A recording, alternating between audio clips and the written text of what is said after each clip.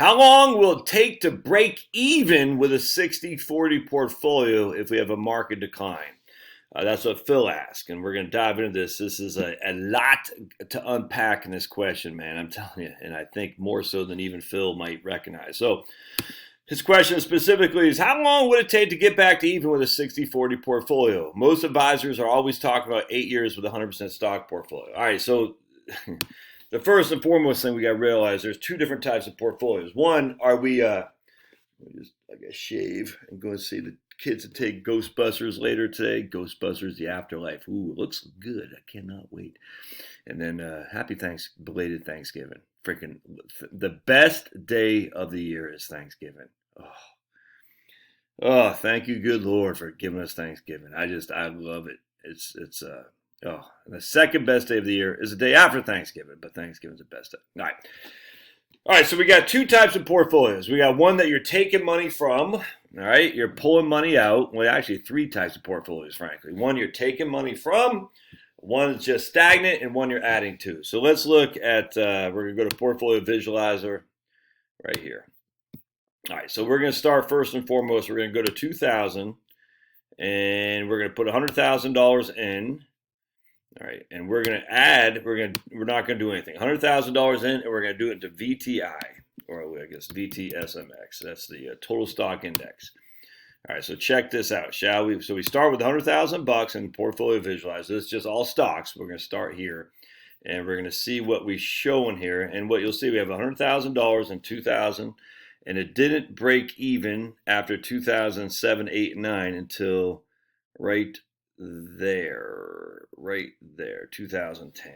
All right, so if you start with 100,000, that's not quite true, because it's in 2000 to 2007, September is at 124, but then 124, it didn't really break even again until right there.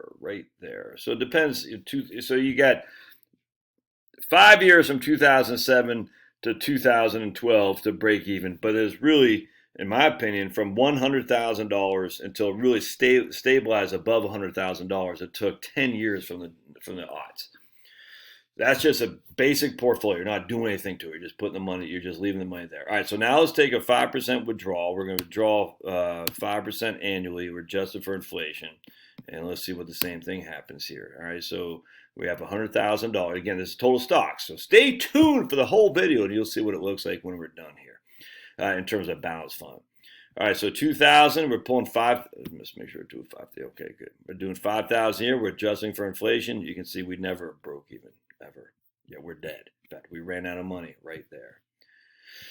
All right, so when you're pulling money out of the portfolio, your butt is sunk, or sunk, I should say. Now let's start in 2007, because that's when the market started to decline because of the Great Recession, October 2007. Let's see if we're able to survive that. And the answer is, yeah. So here we were. We pulled we sat $100,000. We're pulling $5,000 a year out.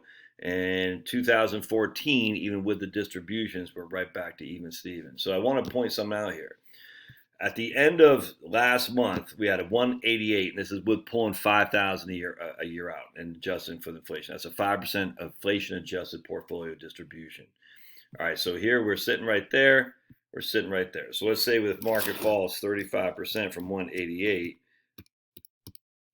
now we're down to 122, and you're still pulling money out. So you got lucky. No, or you could say the converse of that is that you start in 2000, you got unlucky, if that makes sense. So, but there you go. It took 10 years to get back to above 100,000 and staying power over 100,000 bucks. It took 10 years. That's with a 5% withdrawal. All right, so now let's do another thing. Let's add money to it. And this is where I think a lot of people are going to add 5% a year. We're going to add 5,000 bucks a year to $100,000, and we're going to adjust for inflation. We're going to say it's a 401k. So check this out.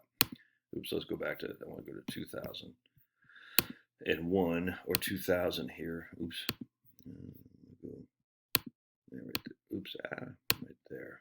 This is where you got to look at it, man. There's two different things going on here, and I wish people would recognize the two different scenarios. So look at this. You have $100,000. You fell to right there, $65,000 at the end of 2002, and you fell even at $98,000 at the end of 2009. So, I mean, look at this. You're adding money to it. So you basically, by the end of 2009, at the beginning of 2009, you were right back to where you were 10 years ago, but you weren't behind. You were just right back. Yes, you did add 5% a year each and every year. So, it's roughly, $70,000 worth, but you're right back at there. You didn't lose money. This is the point. If you're adding to it, you should mostly be invested in stocks as long as you have enough cash to pay the bills if you got laid off. But I mean, I cannot stress this enough. Adding money on a down market, don't get too worried about the market's decline. Just don't. But check this out. Now you have now you got $1 million. The adding the money. This is folks, please understand. If you're still in the, like I am, I'm still in a place where I'm adding money to it. So I don't, like the Dow futures, I think it was way off. I don't even know what the markets were doing today. I know the futures are way off. So they should have come, yeah, so Dow's down 900 points. Flip and do. I'm adding. Do the same. That means you're buying low.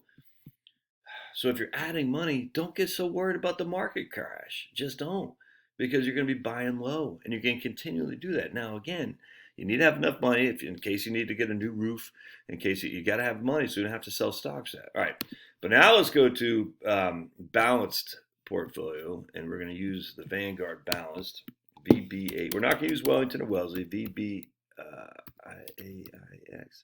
Yeah, right there. Let's see what this guy did. So now we're retired, and we're going to say we're not adding money. We're none. We're just going to have $100,000 in there in the balanced portfolio. Let's see how that shook out. All right, so right here we got $100,000 in, and we look, even after 2009, we're right there. So even just letting that money sit in there in the balanced portfolio, we're at $100,000 at the end of 2009. That's without adding anything or pulling money out. I mean, see what I'm saying? So it's like, I mean, yeah, you didn't make any money from 1 January 2000 to freaking the 9th of March of 2009, but you're right back to where you were. That's no big deal. Now you're sitting up here over $400,000. So even if the market fell from there, you're still well ahead. You have 430,000 minus 35%. You're still at 279. That's not adding anything to it. Now, if we're pulling money out, it's a whole different thing. If we're pulling 5% a year out and we're adjusting for inflation, you're going to see it quickly gets pretty ugly, but not nearly as ugly as the other. You didn't run out of money. So here, we're not running out of money. Look, yeah, you're down at the end of 2009, you're down to $59,000. So you're off 41%, but you've been pulling 5% a year for 9 years. You pulled basically $55,000 out, and you're still at $59,000. You fast forward to 2021, you're right back to where you were.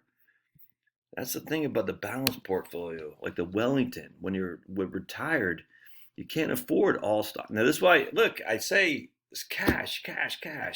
Have cash on the side. You can't afford all stocks with no cash if you're pulling money out. You just can't. But if you're retired, I mean, if you're adding money to it, you can. It's just that simple. Don't take the risk if you don't need to. Once you're retired, do take the risk if you can go to sleep at night, if you're adding money to it. People say, I'm throwing good money after bad. I don't know that to be true. Anyway, so I'm going to do another video on Japan because I think a lot of people miss what I think they still miss how bad it could be. All right, so hang tight. Thanks now.